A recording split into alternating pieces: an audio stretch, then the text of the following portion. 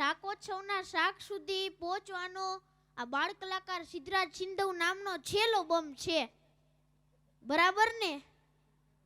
તો મને ખબર છે કે સુગંધ આવે છે, પણ અનંત કોટી બ્રહ્માંડના નાયક પરબ્રહ્મ પરમાત્મા એવા સર્વે કારણોના કારણ એવા ભગવાન શ્રી સ્વામિનારાયણ તથા સાધુતા મૂર્તિ શ્રી આપણા સૌના ગુરુ મહારાજ શ્રી તથા પરમ પૂજ્ય શ્રી મહંત સ્વામી શ્રી દેવપ્રસાદ દાસજી સ્વામી, પૂજ્ય શ્રી ધર્મવલ્લભ દાસજી સ્વામી તથા પરમ પૂજ્ય ધૂનવાળા શ્રી નારાયણ પ્રસાદ દાસજી સ્વામી તથા મારી સામે બેઠેલા સૌ વહાલા વહાલા હરિભક્તો તથા સૌ આબાલ વૃદ્ધ બાળકો, સૌ માતાઓ તથા રાજકોટ ગુરુકુલ યુટ્યુબ ચેનલના માધ્યમથી આ અતિ ભવ્ય અને અતિ દિવ્ય અમૃત સત્સંગ સમારોહને નિહાળી રહેલા સૌ વહાલા વહાલા ભક્તોને આ બાળ કલાકાર, ટીવી કલાકાર અને ગુરુ મહારાજના કૃપાપાત્ર સિદ્ધરાજ સિંધવના જાજાએથી અમૃત જેવા જય સ્વામિનારાયણ. તો કેમ છો બધા? મજામાં ને? હલો, મજામાં ને? અરે ભક્તો, મજામાં જ હોય ને, કારણ કે આપણી આવી ગુરુકુળ મૈયાને આંગણે આવો અદ્ભુત, અલૌકિક, અનેરો, અવિસ્મરણીય અને અદ્વિતીય અમૃત મહોત્સવ ચાલતો હોય હે.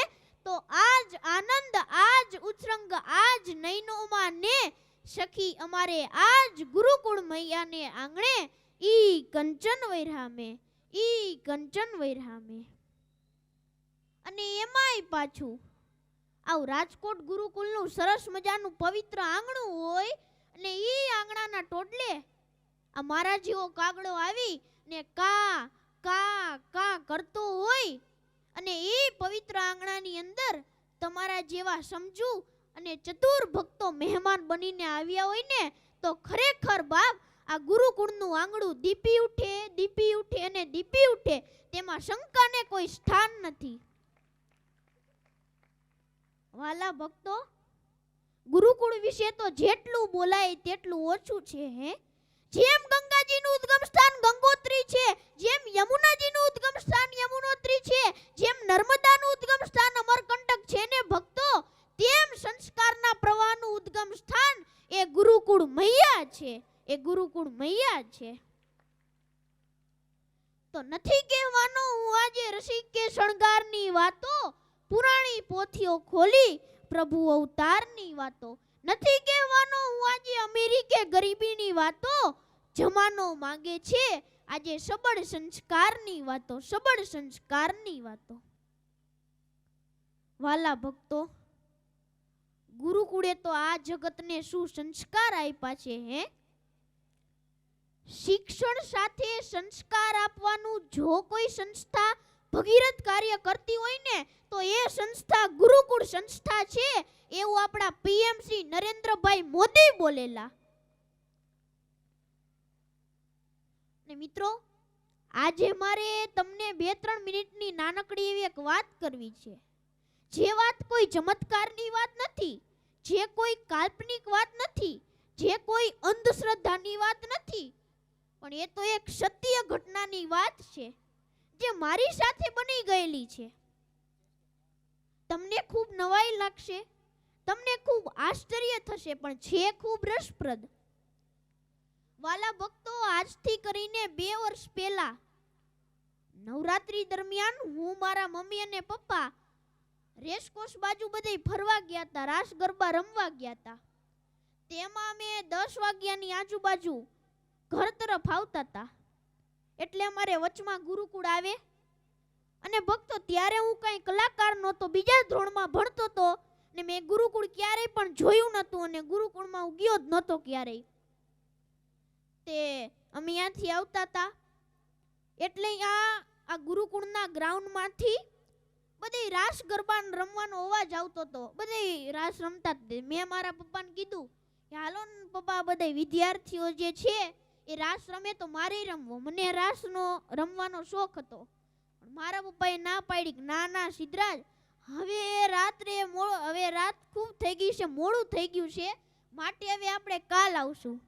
પણ મેં તો જીદ જ કરી કે ના પપ્પા મારે જાવું છે ને જાવું છે. પછી ભક્તો મારા પપ્પાએ ગુરુકુળમાં બાઇકનો વળાંક વાર્યો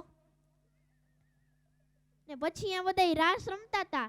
બધે હું થોડીક વાર રાસ રમ્યો અને પછી એમાં બ્રેક પડે. આ જ સ્ટેજ ઉપરથી જો કોઈ છોકરાને નાનકડો એવો જોક્સ કે કોઈ નાનકડી એવી વાર્તા બોલી હોય તો બોલી શકે. તેમાં 2-3 વિદ્યાર્થીઓએ જોક્સને કંઈક વાર્તા કીધી. મેં મારા પપ્પાને કીધું, પપ્પા મારી અહીંયા એક જોક્સ બોલો. મારા પપ્પા કે રેવા દે, હજી તારે કઈ તૈયારી નથી, એટલે માટે આપણે કાલે તૈયારી કરીને આવશું. પણ મેં તો પાછી જીદ કરી કે ના, મારે એક જોક્સ બોલવો છે ને બોલવો જ છે. પછી મારા પપ્પાએ આ સ્ટેજ ઉપર એક ભાઈ એન્કરિંગ કરતા હતા ને, એને કીધું કે મારો છોકરો છે બીજું ધોરણ ભણે છે તો એને બોલવું છે. તો ઓલા ભાઈ કે બોલી શકે તો લઈ આવો. મારા પપ્પા કે છે લાવો બોલાવું. પછી મારા પપ્પાએ આ સ્ટેજ ઉપરથી આમ હાથ લાંબો કર્યો, સિદ્ધરાજ ત્યાં તું અહીં દોડતો આવ્યો ને. ત્યારે તો સ્વામી હું કઈ કલાકાર નહોતો, નાનકડી એવી ચડ્ડી પહેરી હતી. મારા હાથમાં માઇક આવ્યું અને મેં મારો પરિચય દીધો, મારું નામ સિંધવ સિદ્ધરાજ એમ કરીને સ્વામિનારાયણ ભગવાનની જય બોલાવી. ત્યાં તો બધાય સિદ્ધરાજ બધાય તાળીઓના ગડગડાટથી વધાવી લીધો. અને ભક્તો સાંભળજો હવે, તે જ ક્ષણે તે જ સમયે મને એક એવો વિચાર આવ્યો. મને એવું લાગ્યું કે મારી અંદર મહારાજ પ્રવેશ કરી ગયા હોય ને એવું મને લાગ્યું. ને પછી અમે ઘરે ગયા. બીજા દિવસે અમે પાછા ગુરુકુળે આવ્યા ને ડાયરેક્ટ મારા પપ્પા તો ગુરુકુળની ઓફિસમાં ગયા. ત્યાં એક ચરણપ્રિય સ્વામી કરીને બેઠા હતા. એટલે અમે ક્યારેય એને મળ્યા નહોતા ને એ અમને ક્યારેય મળ્યા નહોતા. મારા પપ્પાએ કીધું કે મારો છોકરો કાલે રાત્રે અહીંયા બધા રમતા હતા ત્યાં સ્ટેજ ઉપર બોલ્યો, તો હવે બીજી વાર એને કંઈ બોલવું હોય તો ક્યારે બોલી શકશે. ચરણપ્રિય સ્વામી કે અહીંયા અમારે દર સોમવારે ને ગુરુવારે બધી છોકરાઓ જે રહેતા હોય હોસ્ટેલમાં એની સભા થાય. તો એક કામ કરો, આવતા સોમવારે તમે એને લઈ આવો, મહારાજનું નાનકડું એવું ચરિત્ર તૈયાર કરાવો અને થોડાક જોક્સ તૈયાર કરાવો. અને પછી તો એને ચિઠ્ઠીમાં નામ લખ્યું સિંધવ સિદ્ધરાજ. ને પછી તો હું સોમવારે ગયા અને ગુરુ મહારાજની હાજરીમાં મેં પહેલી વાર જ મહારાજનું ચરિત્ર બોલ્યું ને જોક્સ બોલ્યા. અને ત્યારે તો ગુરુ મહારાજ ખૂબ ખુશ થઈ ગયા. મને એક સરસ મજાનો હાર પણ પહેરાવ્યો. અને ભક્તો આમ કરતા મેં અનેક મહારાજના પ્રસંગો શીખો, હું નીલકંઠ ચરિત્રો શીખો, અનેક હાસ્યરસ શીખો. અને આમ કરતા મારી કલાકારની કેરિયર શરૂ થઈ ગઈ. અને આજે મારા ટીવીમાં પણ કાર્યક્રમો આવે છે. અને ભક્તો આવે સાંભળવા જેવી વાત છે. એ રાત્રે જ્યારે મારા પપ્પાએ ગુરુકુળમાં બાઇકનો વળાંક જે વાળ્યો, એ મારા બાઇકનો વળાંક નહીં, એ તો મારા ભાગ્યનો વળાંક હતો. તો ભક્તો આ છે ગુરુકુળના વાતાવરણની તાકાત. માણસના ભાગ્યને પણ બદલાવી નાખે છે.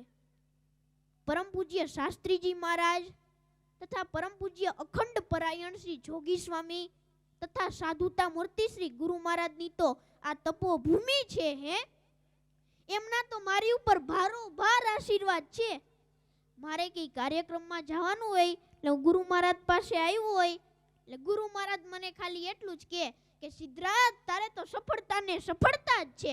તો વધાવી લ્યો એકવાર ગુરુ મહારાજને, એકવાર જોરદાર તાળીઓના નાદથી. અને ભક્તો આજે હું આપણા મુખ્યમંત્રી શ્રી ભૂપેન્દ્રભાઈ પટેલને મળ્યો, આપણા પૂર્વ નાયબ મુખ્યમંત્રી શ્રી નીતિનભાઈ પટેલને મળ્યો, એવા અનેક વિવિધ ક્ષેત્રના ટોચના મહાનુભાવોને મળ્યો. પણ બધાય મને એક જ વાત કરે કે આ ગુરુકુળની તો વાત જ નિરાળી છે, તું એમાં જ અભ્યાસ કરજે હો, આવું મને બધા કહે. પણ વાલા ભક્તો આજે મને રાજકવિ શ્રી માવદાનભાઈની એક સરસ મજાની રચના યાદ આવી જાય છે, તે હું તમને સંભળાવું છું. સાંભળો. શ્રી કૃષ્ણ શુદ્ધ કલ્યાણ કામળિયા વડા વખણાય છે, તે તરફથી મૂર્તિ પ્રતિષ્ઠા યજ્ઞ સપ્તાહ થાય છે. એ ધર્મજીવન દાસ શાસ્ત્રી બધો જસ જાય છે. શ્રી સ્વામિનારાયણ ગુરુકુલને આંગણે અમૃત મહોત્સવ ઉજવાય છે. પંચરંગી ધ્વજ પતાકા ધૂન કીર્તન મંડળી મંડપ સુશોભિત વ્યાસ આસન પાસ છે કદડી વડી ઉત્સવ થતા વાજિંત્રના શબ્દો રૂડા સંભળાય છે શ્રી સ્વામિનારાયણ ગુરુકુલ રાજકોટ ને આંગણે અમૃત મહોત્સવ ઉજવાય છે અમૃત મહોત્સવ ઉજવાય છે નરનારી અપરંપાર જય જયકાર સ્વામીના નામની ડંકો બજાવ્યો દેશ પરદેશમાં ધન્ય ધન્ય વિદ્યા ગુરુકુળ ધામની કવિ માવદાન મહિમા ગુણ કીર્તન ગાય છે શ્રી સ્વામિનારાયણ ગુરુકુલ રાજકોટ ને આંગણે દિવ્યથી દિવ્ય ભવ્યથી ભવ્ય અમૃત મહોત્સવ ઉજવાય છે અમૃત મહોત્સવ ઉજવાય છે ને આમ તો જોઉં સ્વામી મારી જો ગુરુકુળ મૈયાની ગાથા ચાલુ કરું અને મારી ગાડીને જો 5મા ગેરમાં નાખી દઉં ને તો ભક્તો મારે કલાકોને કલાકોય ટૂંકી પડે પણ હવે મારે તમને બધાઈને પેટ પકડીને હસાવવા છે પણ ખાલી શરત એટલી કે તમારે પોતાનું જ પેટ પકડવાનું હો પાછું બાજુવાળાનું પેટ ન પકડી લેતા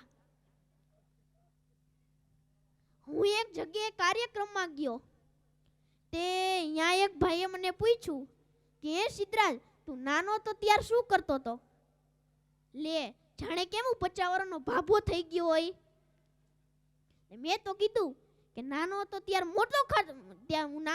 મોટો થતો તો બોલો ઓલા ભાઈને તો કડવો કચરકો આવી ગયો અને અમુક તોફાની ટાબરિયા હોય ને એમાંથી એક તોફાની ટાબરિયો ઝાડ ઉપર ચડ્યો તે વાંદરો કે કાયલા ઝાડ ઉપર ચડ્યો તે ઓલો માથું ખંજોતો કે સફરજન ખાવા તે વાંદરો કે કરે પણ આ તો આંબો છે તે ઓલો કે આયરે સફરજન લાવ્યો છું ને લા વાંદરાને ગુલાટી ખવડાવી દીધો ઓલો વાંદરો કે આજના છોકરાઓ હાલો ને અમારા જેવા જ છે પછી હમણાં એક સ્કૂલ હતી એમાં સાહેબે પૂછ્યું કે વિદ્યાર્થીઓ દૂધ બગડી ન જાય એટલા માટે આપણે શું કરવું જોઈએ તે પાછળથી પદી ઊભો થયો કે સાહેબ આપણે દૂધ પી જવાય બોલો ઓલા સાહેબની તો હચોડી ડિઝાઇન ફેરવી નાખી અને ભક્તો હમણાં એક ભાઈ એની પત્નીને કહેતા હતા કે આપણા લગ્નને તો 15 વર્ષ થઈ ગયા છે તોય તને બા જેવી રોટલી બનાવતા નથી આવડતી બા તો કેવી સરસ મજાની ઘીવાળી રોટલી બનાવે અને તું ચામડું ચાવતા હોય એવું લાગે છે પત્ની કે પહેલા તમે બાપુજી જેવો લોટ બાંધતા શીખો લોટ બાંધતા પછી ખબર પડી કે ભાભલોય 5 વર્ષિયા ગોઠણિયા વારીને લોટ બાંધે છે બોલો ઈ બાપ દીકરાની હું હાલત થઈ છે બે બાપ દીકરાને મીઠાના મજૂર જેવો બનાવી દીધા હતા ને હમણાં એક ભાઈ એના છોકરાને મારતા હતા હો ધબધબાટી બોલાવતા હતા તે પાડોશી એવા કે હે ભાઈ કા મારો છો ઈ ભાઈ કે કાલે આ પદિયાનું રિઝલ્ટ છે ઓલા પાડોશી કે રિઝલ્ટ તો કાલે છે તો આજે હું કામ મારો ઈ કે કાલે હું બહારગામ જવાનું છું બોલો ઈ ભાઈને એના છોકરા ઉપર કેટલો વિશ્વાસ હતો ભણનો દીકરો નાપાસ જ થાય અને ભક્તો હમણાં એક બેન રોટલી કરતા હતા તે રોટલી કરતા હતા ને એને એક પતિને મેસેજ કર્યો એ રોટલી કરતા હતા ને એટલે મેસેજ ઉતાવળમાં કોઈ રોંગ નંબર ને ગયો પાછો એ મેસેજ એવો હતો કે કોઈ નેનો છે ના મારે મેરે પતિ કો તો ઓલાએ હામો મેસેજ ઠપકાર્યો કે મિસાઇલ કા જમાના હે ઉડા દો સાલે કો ને ભક્તો આપણા મોબાઈલમાં ગમે એ કંપનીનું સિમ કાર્ડ હોય ને અને આપણા ઘરમાં અને આપણા મોબાઈલમાં રિચાર્જ પૂરું થવાને જ 5 જ દીની વાર હોય ને તે ઓલા મારા બેટા કંપનીવાળા ચાલુ થઈ જાય હો સામેવાળા નો બોલે પેલા કંપનીવાળા બોલવા માંડે કે તમારા પ્લાનની માન્યતા 5 જ દિવસમાં સમાપ્ત થઈ જશે તો અવિરત સેવાઓનો આનંદ માણવા માટે તાત્કાલિક રિચાર્જ કરો